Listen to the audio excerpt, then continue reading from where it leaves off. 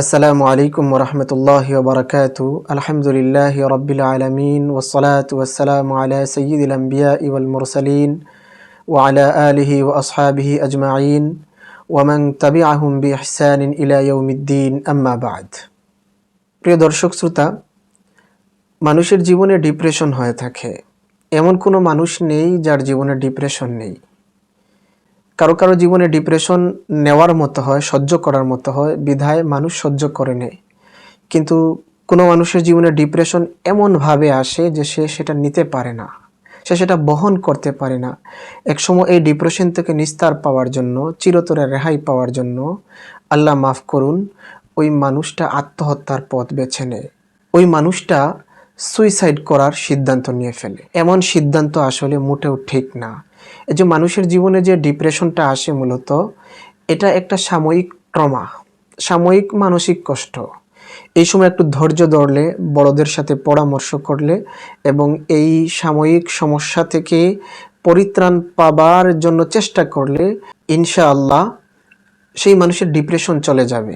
দেখা গেছে অনেক মানুষ তার জীবনে ডিপ্রেশন নিতে পারে না, শেষমেশ সে সুইসাইডের চিন্তা করে ফেলে।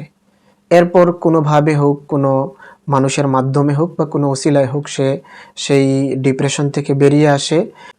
তখন সে তার এক সময় জীবনে ঘটে যাওয়া ডিপ্রেশনের দিকে তাকায় এবং সেই যে ভুল সিদ্ধান্ত নিয়েছিল সেটার জন্য হাসে, আফসোস করে, নিজেকে ধিক্কার জানায় যে কেন সে এরকম একটা ভুল, একটা ফালতু ডিসিশন সে নিয়েছিল। যদি খোদা নাখাস্তা সে ডিপ্রেশন থেকে বেরিয়ে না আসতো, তাহলে তো সে তার জীবনকে নষ্ট করে দিত এবং কত সুন্দর একটা লাইফ সে বরবাদ করে দিত। এজন্য নিয়ম হলো, জীবনে ডিপ্রেশন দেখা দিলে কোনো আল্লাহওয়ালা, এলেমওয়ালা, আলেমের, বুজুর্গের ধারস্থ হওয়া, তার থেকে সলিউশন নেওয়ার চেষ্টা করা যে এখন কি করা যায়। তো যারাই ডিপ্রেশনে ভুগে হুটহাট কোনো সিদ্ধান্ত নেয় না, বরং চিন্তা ফিকির করে এটা থেকে পরিত্রাণ পাওয়ার চিন্তা করে, তাদের জীবন আসলে সুন্দর হয়। আমাদের সাথে এরকম একজন ভাই যোগাযোগ করেছেন, যিনি মারাত্মক ডিপ্রেশনে ভুগেছেন এবং মানসিক ট্রমায় পড়ে গেছেন এবং শেষমেশ এটা নিতে না পেরে তিনি সুইসাইডের সিদ্ধান্ত নিয়ে ফেলেছেন। নাউজুবিল্লাহি মিন যালিক। ওই ভাইয়ের ডিপ্রেশনের কেসটা অ্যানালাইসিস করলে দেখা যায় আসলে এটা এমন কোনো ডিপ্রেশন নয় যে যার কারণে জীবন দিয়ে দিতে হবে, জীবনটাকে বিনাশ করে ফেলতে হবে, দুনিয়া ছেড়ে চলে যেতে হবে এবং এভাবেই ডিপ্রেশন থেকে মুক্তি পেতে হবে। বরং অ্যানালাইসিস করলে দেখা যায় এটা এমন একটা ডিপ্রেশন যেটার সলিউশন সম্ভব। আসুন আমরা ওই ভাইয়ের ডিপ্রেশনের কাহিনীটা একটু শুনে আসি, তাহলে এটার সলিউশন আমাদের একটু জানা সহজ হবে ইনশাআল্লাহ। যে ভাই ডিপ্রেশনে ভুগেছেন এবং সুইসাইড করার নিয়ত করে ফেলেছিলেন, সেই ভাইয়ের ডিপ্রেশনের কাহিনীটা হলো, তিনি একজন জেনারেল শিক্ষিত, ভার্সিটিতে পড়েন। তার বাবা অনেক বড় একজন চাকরিজীবী, মোটামুটি পয়সাওয়ালা লোক। তিনি ইংল্যান্ড গিয়ে উচ্চ শিক্ষা গ্রহণের জন্য তার বাবা তাকে প্রায় 20 লাখের মতো টাকা দিয়েছিলেন তার ব্যাংক অ্যাকাউন্টে। কিন্তু ঘটনাক্রমে দেখা গেছে ওই ভাইয়ের ইংল্যান্ড যাওয়াটা বিলম্বিত হয়ে গেছে। নানান প্রসেস করেও তার যাওয়া হচ্ছিল না। ইতিমধ্যে তার একজন বন্ধুর সাথে কথাবার্তা হয়। সেই বন্ধু যখন জানতে পারে তার কাছে অনেক বড় অ্যামাউন্টের টাকা রয়েছে, ইউকেতে যাওয়ার জন্য সে চেষ্টা করছে কিন্তু হচ্ছে না, সেই বন্ধু তাকে পরামর্শ দিল যে ভাই, তোমার ইউকেতে যাওয়া তো লেট হচ্ছে, তো এর ভিতরে এই টাকাটা তুমি কাজে লাগাও, আমার সাথে ব্যবসায় শেয়ার হও এবং এতে করে তোমার ইউকেতে যাওয়ার আগে আগে ব্যবসা একটা তুমি লাভ করতে পারবে এবং এই টাকাটা অনেক বড় হবে, তোমার ইউকেতেও যাওয়া হবে, এদিকে ব্যবসাও হয়ে যাবে। তো ওই বন্ধুর কথায় তিনি প্রায় 20 লাখ টাকার মতো ব্যবসায় তিনি দিয়ে দেন। একটা অনলাইন ভিত্তিক ব্যবসায় তিনি 20 লাখ টাকার মতো ইনভেস্ট করার পর দেখা গেছে এক ধাক্কাতে তিনি অর্ধেকের মতো লাভ করেছেন। অর্থাৎ তিনি প্রায় 30 লাখ টাকা পেয়ে গেছেন। এতে তো ওই ভাই অনেক খুশি। মাত্র 20 লাখ টাকা ইনভেস্ট করতেই যে তিনি আরও 10 লাখের মতো পেয়ে গেলেন, এতে তিনি লোভী হয়ে উঠলেন। এই লোভের কারণে তিনি আবারও এই পুরো টাকাটা 30 লাখ টাকা তিনি ব্যবসায় আবার ইনভেস্ট করলেন, আর সাথে সাথেই তার টাকাটা গচ্ছা গেল। অর্থাৎ লাভে এবং মূলে সব হারিয়ে ফেললেন।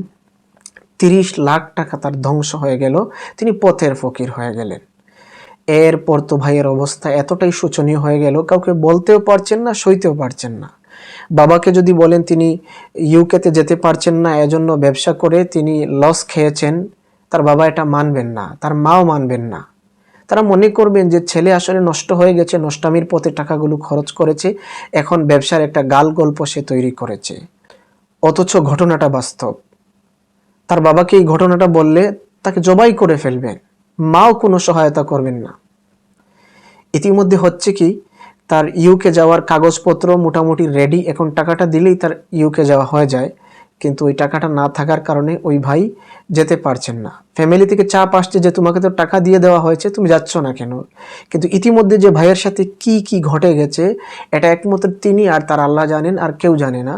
ফলে ভাইটা এমন ডিপ্রেশনে চলে গেলেন যে কোনো উপায় না পেয়ে, কোনো সলিউশন না পেয়ে তিনি সিদ্ধান্ত নিলেন, যা জীবনটাই শেষ করে দেব, এই দুনিয়াতে বেঁচে থেকে লাভ কি, মা বাবার কাছে মুখ দেখাতে পারবো না, ওইদিকে টাকাও পাবো না, মা বাবার কাছে বেঈমান হয়ে লাভ নেই, তার চেয়ে সুইসাইড করে ফেলি, বাস খালাস, মা বাবা কেঁদে কুটে এক সময় নিজেকে সান্ত্বনা দেবে, আর আমি ওই ডিপ্রেশন থেকে চিরতরে মুক্তি পেয়ে গেলাম।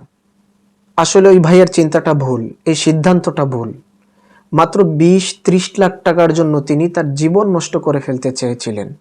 একজন মানুষের জীবনের মূল্য তো 20 লাখ টাকা না, 30 লাখ টাকা না। একজন মানুষ যদি তার জীবনে বাঁচে, ব্যবসা বাণিজ্য করে, রুজি কামাই রোজগার করে, তাহলে 20-30 লাখ কেন, 20-30 কোটি মিলিয়ন টাকাও সে রোজগার করতে পারে।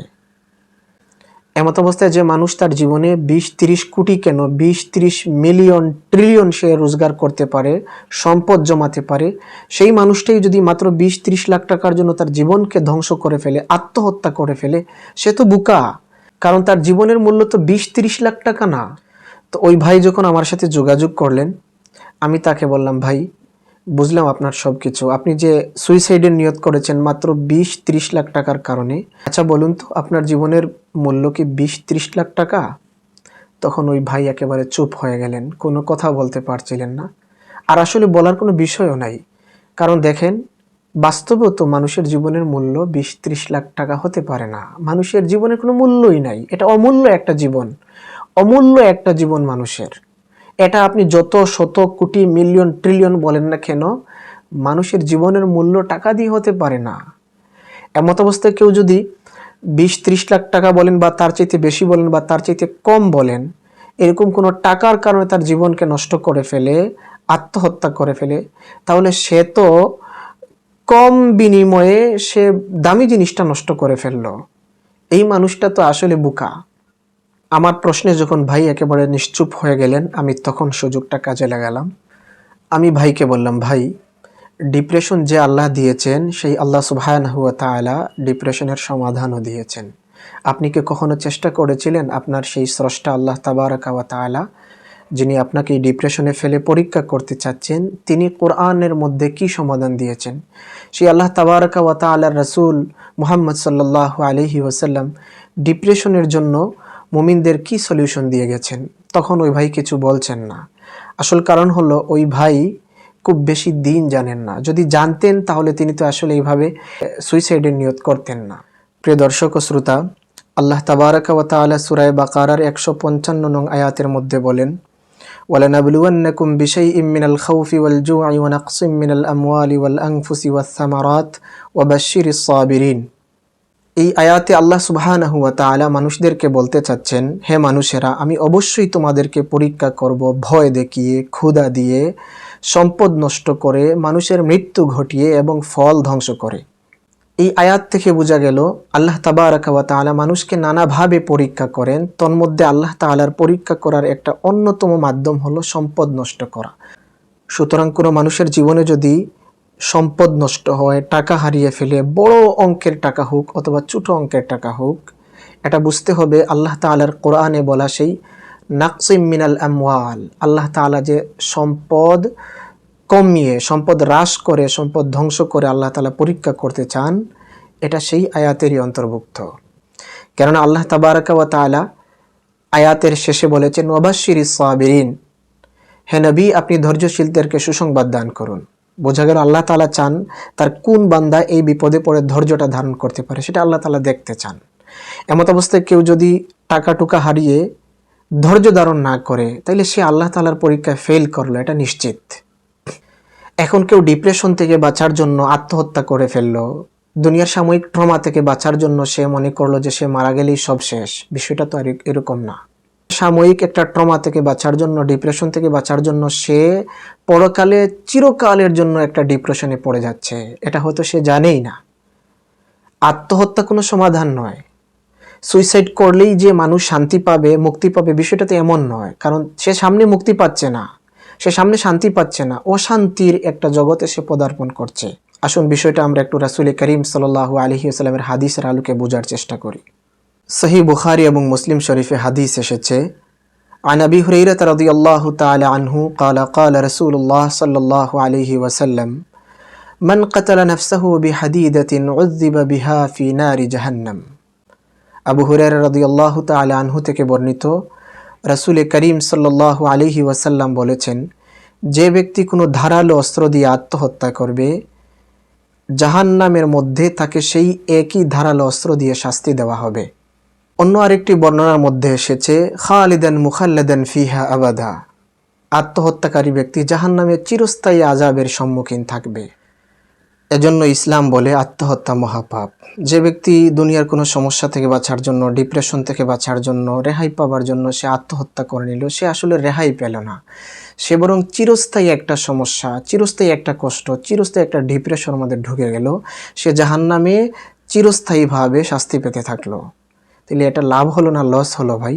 আপনার দুনিয়াতেও লস প্রজেক্ট, আপনার আখিরাতেও লস প্রজেক্ট।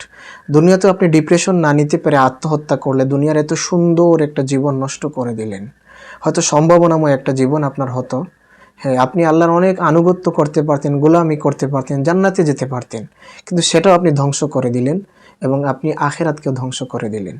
অথচ এই ডিপ্রেশনটা, এই সমস্যাটা চাইলেই রিকভার করা যেত, কিন্তু আপনি সেটার জন্য নিজেকে সময় দেন নাই, আপনি কোনো আলেমের, কোনো বড় মানুষের পরামর্শ নেন নাই। প্রিয় দর্শক শ্রোতা, আমি ওই ভাইকে বিশেষ করে কয়েকটা পরামর্শ দিয়েছি। ওই ভাইয়ের মতো যারা ডিপ্রেশনে আক্রান্ত তাদের জন্য ফায়দা হতে পারে ভেবে বিষয়টা আমি ভিডিওর মধ্যে নিয়ে আসছি। আমি ওই ভাইকে দুটি সলিউশন দিয়েছি। এক নাম্বার হলো দিনী এবং দুই নাম্বার হলো দুনিয়াবি। প্রথমে দিনী সলিউশনটার কথা বলি। দুনিয়া আপনি যে কোনো সমস্যায় আক্রান্ত হন, সেটা ডিপ্রেশন হোক বা অন্য কিছু, বিশেষ করে ডিপ্রেশন, এটা আল্লাহর পক্ষ থেকে পরীক্ষা, আমরা আগের আয়াত থেকে জানতে পেরেছি। সেই হিসেবে বুঝতে হবে ডিপ্রেশনটা যে আল্লাহ দিয়েছেন, সেই আল্লাহ তাআলা চাইলে ডিপ্রেশনটাকে দূরও করতে পারেন। এজন্য যখনই কোনো মানুষ ডিপ্রেশনে বা কোনো সমস্যায়, মুসিবতে আক্রান্ত হবে, তার জন্য সর্বপ্রথম উচিত হবে সে আল্লাহর দিকে রুজু করবে, আল্লাহর কাছে কান্নাকাটি করবে, আল্লাহর কাছে চাইবে যে হে আল্লাহ, আমার এই সমস্যার সমাধান তুমি করো, আমি নিতে পারছি না, আমি অক্ষম বান্দা, আমাকে এটা দিয়ে পরীক্ষা করো না, আমার জন্য সম্ভব হবে না, আপনি এটা আমার থেকে দূর করে দেন। 5 ওয়াক্ত নামাজের পরে মুনাজাত করবে, তেলাওয়াত করবে, বিশেষ কোনো আমল করে ওসিলা ধরে আল্লাহর কাছে বলবে, বিশেষ করে তাহাজ্জুদের নামাজে কেঁদে কেটে আল্লাহর কাছে বলবে। আর বান্দা যখন কায় মনোবাক্যে আল্লাহর শরণাপন্ন হয়, চোখের পানি ফেলে দিয়ে আল্লাহর কাছে তার অক্ষমতা প্রকাশ করে আল্লাহর কাছে সমাধান চায়, ইনশাআল্লাহ আল্লাহ সেই বান্দার কথা শুনেন। এরকম অসংখ্য গণিত মানুষের ভুরি ভুরি ঘটনা আমাদের জানা রয়েছে, যাদের ডিপ্রেশন আপনার চেয়ে 1000 গুণ বেশি ডিপ্রেশন ছিল, যাদের সমস্যা লক্ষ কোটি গুণ বেশি সমস্যা ছিল, কিন্তু তারা আল্লাহ তাআলার কাছে বলে কয়ে তাদের সমস্যার সমাধান তারা করে নিয়েছে। আপনিও চাইলে করতে পারেন। তারা যদি পারে, আপনি পারবেন না কেন? এজন্য ওই ভাইকে বলেছি, আপনি তাহাজ্জুদের নামাজ পড়ে বিশেষ করে আল্লাহর কাছে কান্নাকাটি করে আপনার সমাধান চাইবেন। হে আল্লাহ, আমার এতটা টাকা লস হয়ে গেল, আমি বুঝতে পারি নাই, আপনি আমাকে উদ্ধার করেন। বেশি নয়, আমি ছোট্ট একটা উদাহরণ দিয়ে বিষয়টা বোঝাতে চেষ্টা করব ইনশাল্লাহ। দারুল উলুম দেওবন্দের সাবেক শাইখুল হাদিস, আমাদের উস্তাজে মুহতারাম মুফতি সাঈদ আহমদ পালনপুরি রহমতুল্লাহ আলাইহি, তিনি একটা জমি কিনেছিলেন এক লোকের কাছ থেকে, এবং সেই লোককে তিনি একটা সময় বেঁধে দিয়েছিলেন, ওই সময়ের মধ্যেই 3 টাকা পরিশোধ করবেন বলে।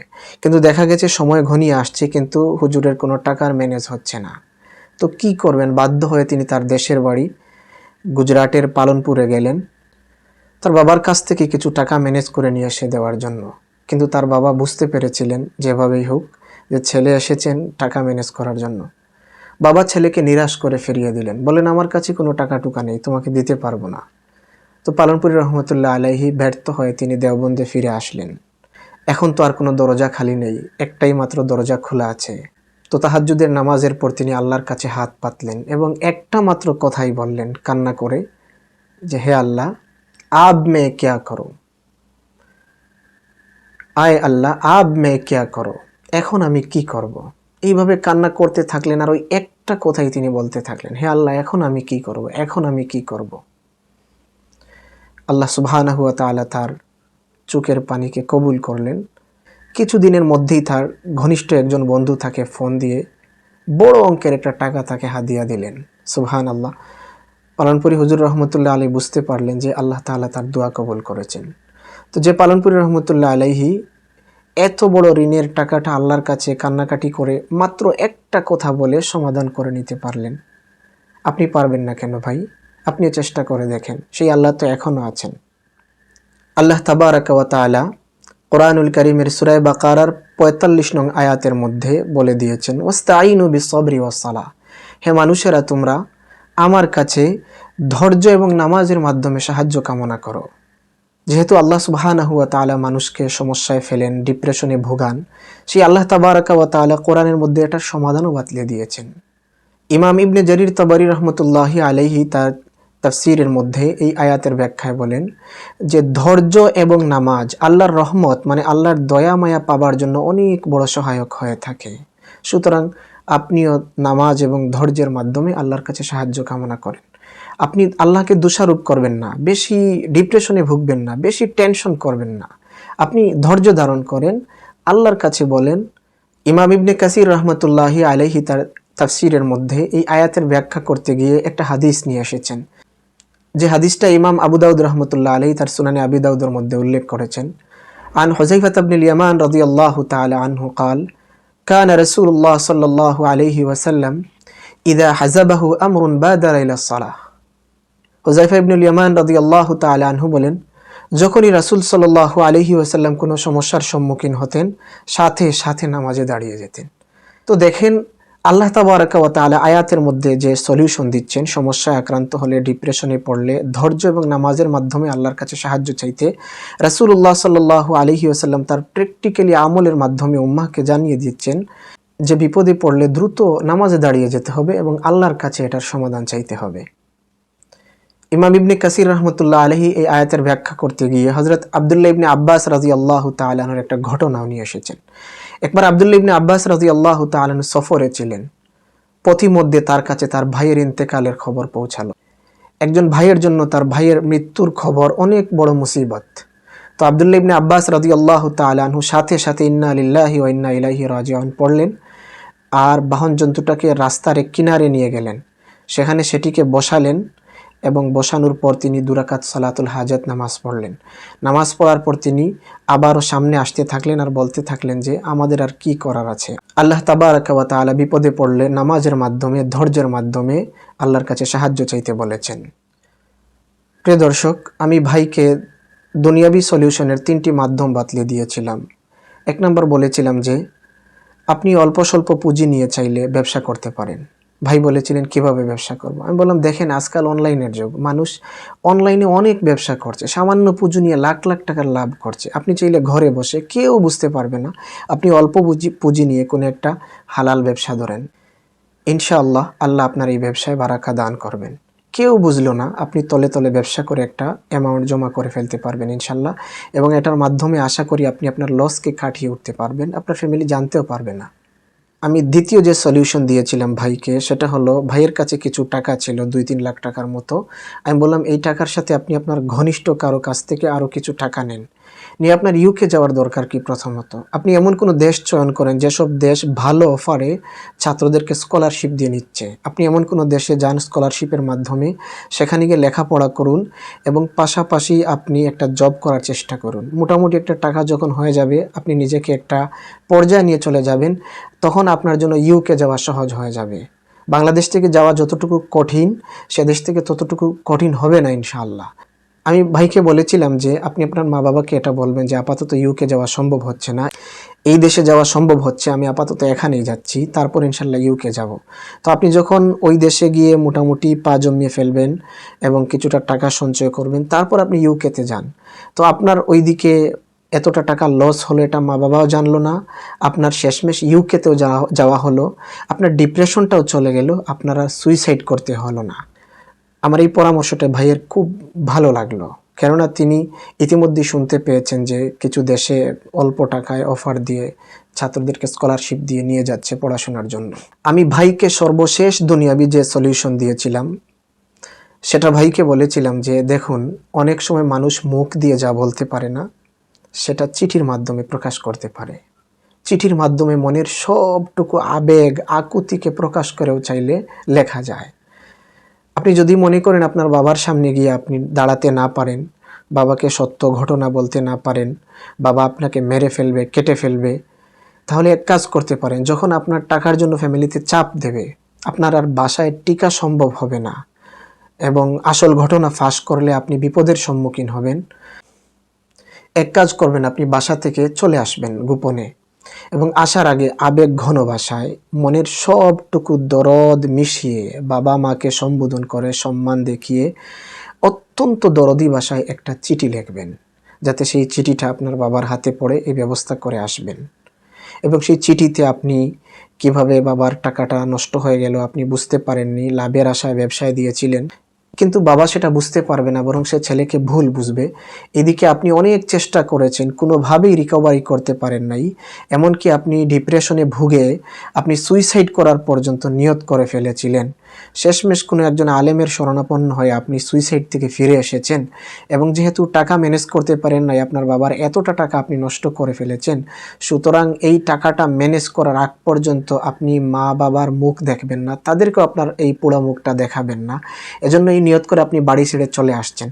যেদিন আপনি এই টাকাটা ম্যানেজ করতে পারবেন সেদিন আপনি আপনার মা বাবার সামনে দাঁড়াবেন, এজন্য আপনি বাড়ি থেকে চলে আসছেন। এইটা অত্যন্ত আবেগ ঘন ভাষায় আপনি চিঠির মধ্যে লিখবেন, ইনশাল্লাহ কাজ হবে। দেখবেন আপনার আব্বা এই চিঠিটা পড়ার পর কান্নাকাটি শুরু করে দেবে। ওইদিকে মায়ের অবস্থা তো খারাপ হয়ে যাবে। মা বাবা মিলে তাদবির করে আপনাকে ফোন দিয়ে বলে কয়ে হলেও বলবেন, বাবা বাড়িতে চলে আসো, যা হবার হয়ে গেছে, ঘরের ছেলে ঘরে ফিরে আসো, তোমাকে এত কষ্ট করা লাগবে না, ইনশাল্লাহ ব্যবস্থা হয়ে যাবে। তো প্রিয় দর্শক, আমি যখন এই সলিউশনগুলো ওই ভাইকে দিলাম, সবগুলো সলিউশন ওই ভাইয়ের মনোপুত হলো। তারপর তিনি তার ভুল বুঝতে পারলেন, আমাকে জাযাকাল্লাহ বললেন। প্রিয় দর্শক শ্রোতা, আসলে আমাদের আলোচনা অনেক দীর্ঘ হয়ে গেছে, আসলে করার কিছু নেই। এই ডিপ্রেশন অনেক মানুষের জীবন ধ্বংস করে দিচ্ছে। আমাদের অনেক অবুঝ ভাই এবং বোনেরা, এমনকি অনেক বয়স্ক মানুষেরা পর্যন্ত ডিপ্রেশনে ভুগে জীবনকে কেউ তো ধ্বংস করে দিচ্ছেন, সুইসাইড করছেন, আর কেউ সুইসাইড না করলেও এমনভাবে দুনিয়াতে বসবাস করছেন, দুনিয়াতে বাঁচছেন যেটা বাঁচার চাইতে মরা ভালো, যে বাঁচাটাকে আসলে বাঁচা বলে না। এজন্য এই ব্যাপারে কোরআন হাদিসের আলোকে এবং অভিজ্ঞতার আলোকে কিছু বলার চেষ্টা করলাম। আল্লাহ তাআলা আমাদেরকে বোঝার তৌফিক দান করুন এবং আমাদের জীবনকে মূল্যায়ন করার তৌফিক দান করুন এবং মৃত্যু পর্যন্ত আল্লাহ তাআলার বেঁধে দেওয়া মৃত্যু পর্যন্ত আমাদেরকে আল্লাহ তাআলার গোলামি করে, আল্লাহর আনুগত্য করে জান্নাতে যাওয়ার তৌফিক দান করুন। ওয়া আখির দাওয়ানা আলহামদুলিল্লাহি রাব্বিল আলামিন। আসসালামু আলাইকুম ওয়া রাহমাতুল্লাহি ওয়া বারাকাতুহু।